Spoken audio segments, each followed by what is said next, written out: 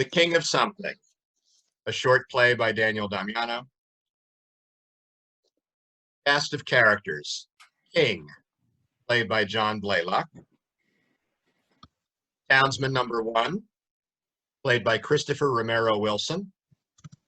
Townsman number 2, played by Eric Percival.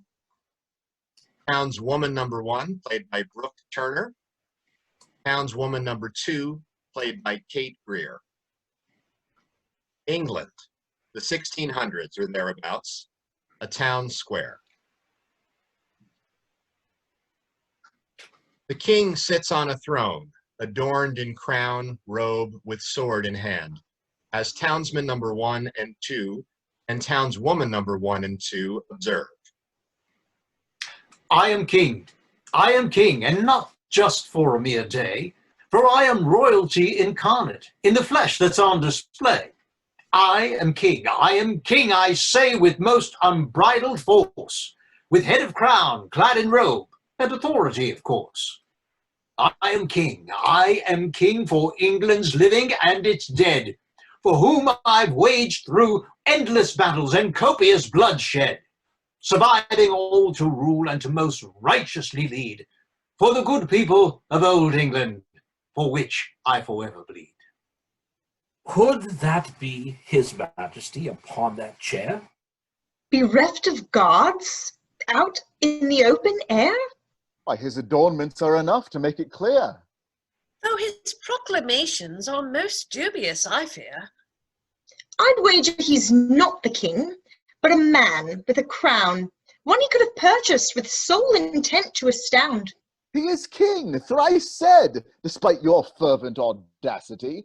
Can you not feel the tremors of his emphatic royalty? Is that what that is?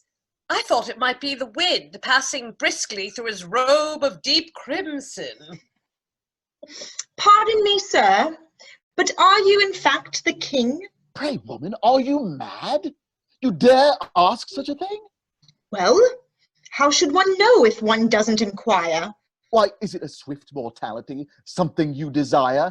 She speaks not for the rest, your highness, therefore we beg your disregard. You needn't speak for me, good sir, for my clarity's most on par.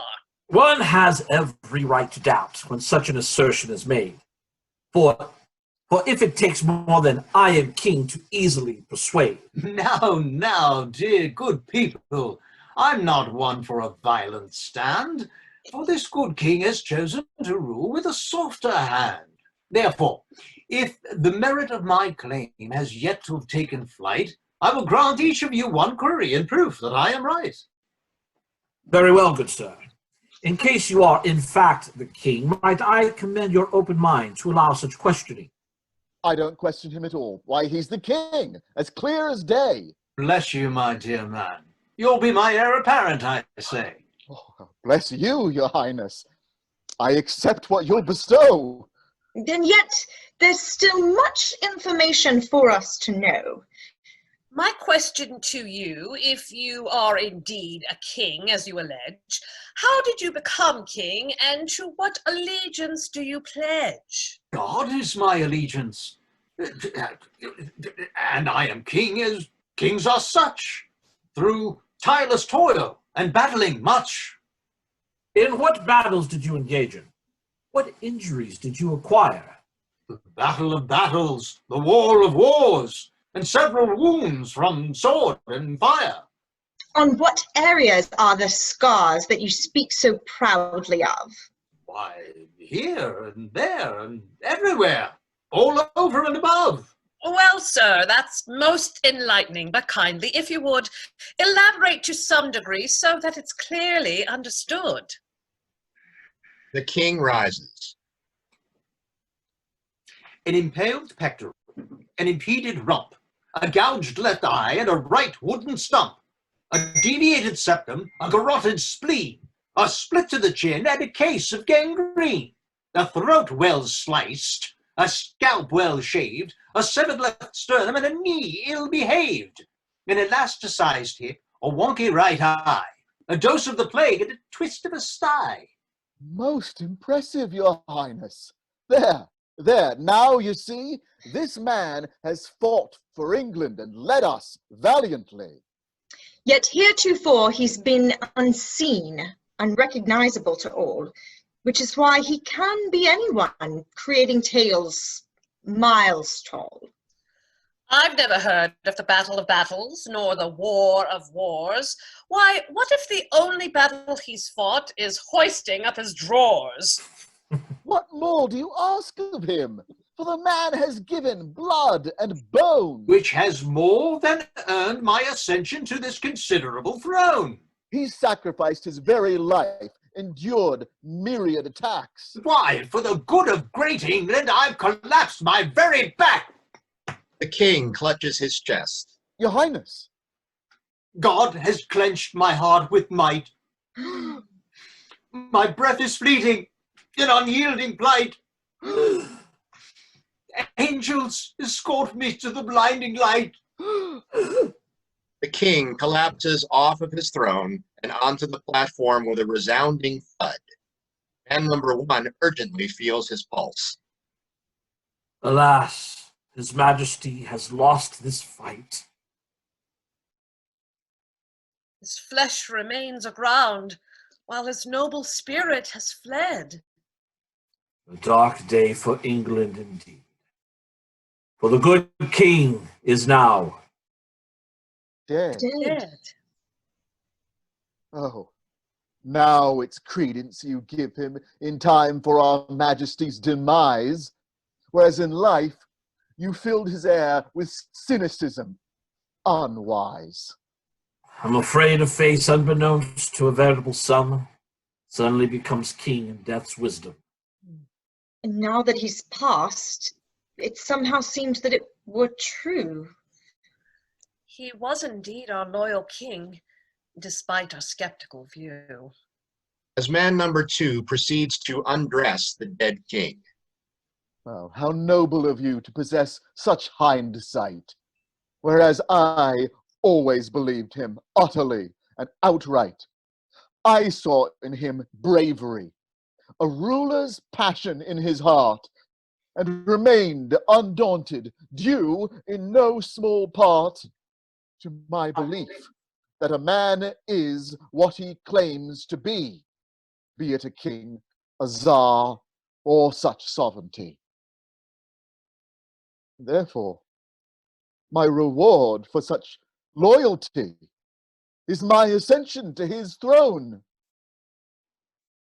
Believe in my dominion, and you will not be alone.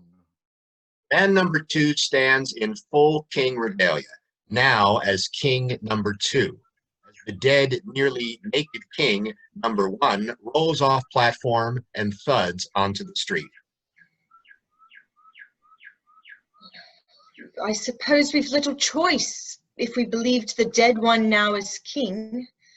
Or he did name this one as heir, or some such thing. Well, while the dead king's claims may very well have been true, may you at least provide substance for our worshipping you. How dare you doubt my words, for they are more than enough. Your insolence, an insult for suggesting a royal bluff. But I am king! I am king! Do you hear me clear? He said I was his heir apparent, for all of you to hear. That means I have the power, that it is I who reigns. And if you dare doubt my imposing stature, I'll reduce you to a stain. Such brutality! Is that an act that you espouse? Because he merely is uncertain, you will punish him for his doubts? This is how you allege to rule, with intolerance and rage? can't one merely pose a question at this rather early stage? I'm not here to indulge queries. That's not how a king should rule. But he allowed them from all of us. And that's because he was a fool. You say this about a man who was once your king as well. who gave you your ascension just before his death knell. Silence! At once, I say. For his death I cannot be blamed. I am your majesty, your highness, and other ennobling names. It was you who broke his heart, which led to his demise. You questioned his very being, and he was not very wise to indulge you with his answers, for no king need defend what they've done or what they did which allowed them to ascend. He was king, and now he's dead, and so he's passed his crown to me. And so here I stand before you, to the very height of regality. In closing, I demand only that you worship me, your king, that you love me more than life, and forgo all questioning. King number 2 sits. Man number 1, woman number 1, and 2 kneel reluctantly before him. My apologies for challenging your majesty's esteem. Insulting our good king is something we would not dream. Forgive our transgressions. Let us worship as you desire. Though, before we do, your majesty, might I once more inquire? Sit down, you fool. Have I not made myself clear? This is not a democracy that I'm overseeing here. Nevertheless, I'm afraid that something is askew. The dead king had claimed injuries that failed to be in view. As the women rise, man number 1 stands the dead king upright as he manipulates him like a marionette throughout the following. He doesn't have a split chin. Nor an impeded rump. Nor a garroted spleen. Nor a right wooden stump. Nor a throat well sliced. Nor a gouged left eye. Nor an impaled pectoral. Why, It's all been been a lie. The dead king falls lifeless to the floor again with a resounding thud. They gaze at king number 2 skeptically before he rises. And there you have the reason for our most shameful state, a country I must rescue from a fool who met his fate. What a pity for him to leave this earth with a legacy of lies. An open-minded man, you thought, who cared only to defy. How fortunate you are to have such a king as this, who commands your undying worship and who will rule with an iron fist. And to you, all good king, we say, enjoy the view from your throne. However, I think you'll find a draught, for you will find yourself alone. What? What? Wait, I haven't ordered you to leave, for I am still your king, despite the tricks up a dead man's sleeve. You will ask not my motives, and do all that I require, for God has bestowed upon you an unyielding empire. God took a mere man to the clouds, who had no further business here, and so you've taken it upon yourself to impose a ruse of fear. Coercing us to believe that you were something of a sort, with a shiny crown and glossy robe and a majesty's retort. But it all amounts to little, a mere expression of gall, for a foolish man there and his newly appointed heir. Were never kings at all. At all. They leave as king number 2 remains. I say I am king. I am king, and nothing else need be said. For my wrath will soon be upon you all, and sever your meager heads. Why, you'll regret this act of treason, your betrayal of your king. If not necessarily that of England, then certainly not nothing. He sits dejectedly with sword in hand for a moment, before slowly removing his crown and robe and placing them upon the throne, leaning sword against it. Once again, he is man number 2. As he gradually and defeatedly steps down from platform, he catches further glimpse of the dead king. Upon further glance, sans crown, I now recall your face. Not even a man of vague esteem, but a beggar, out of place. I've often seen you, pilfering fruit or discarded in the street. A ne'er-do-well whom misfortune befell, with old shoes upon your feet. Somehow you came upon these toys for your elaborate facade, claiming yourself as king, and pledging allegiance to God. I can only hope he's with you now. He greets you not with shame, but admiration for your attempt at being what none of us can claim.